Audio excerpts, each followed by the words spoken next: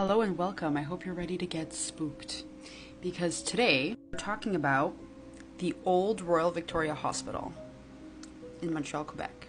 So the old Royal Victoria Hospital sits on the eastern side of Mont Royal and it was built in 1893. The hospital operated for well over a century before being relocated in 2015.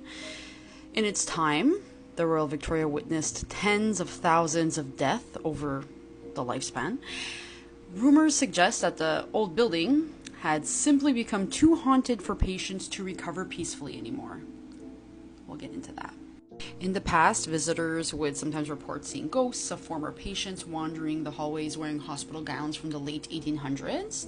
They would also hear voices and phantom footsteps down the hospital corridors.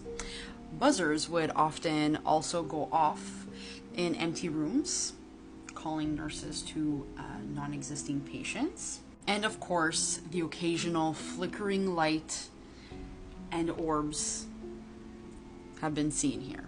I mean, what else is new, right? It's said that the dead passed away here. They just didn't move on.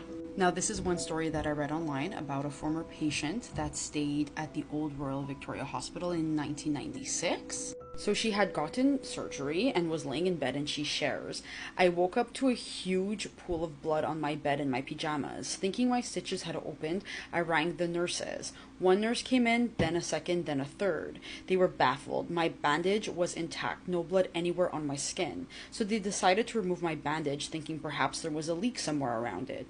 Once they removed it, everything was fine. I wasn't bleeding from anywhere. It was so very strange. My entire body showed no sign of blood at all, yet my pajamas and bed was full. Later, after some blood work, the doctor found I had dangerously low anemia and that I needed 2 pints of a blood transfusion." I'm struggling here.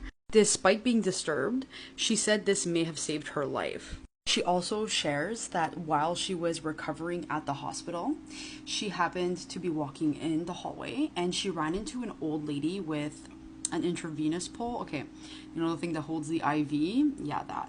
So she runs into her and the old lady says to her, "You want to leave, don't you?" And she just walks away from her. And then later on, when she came back for a follow-up after she had recovered, she was in the elevator. The elevator doors open and she's on the same exact floor where she saw that previous lady with the intravenous pole. I'm totally pronouncing that wrong. And just the pole was there. The old lady wasn't. Anyways, she says that this was kind of like a reminder for her. I'll see you in part 2. I'm running out of time. There's another story.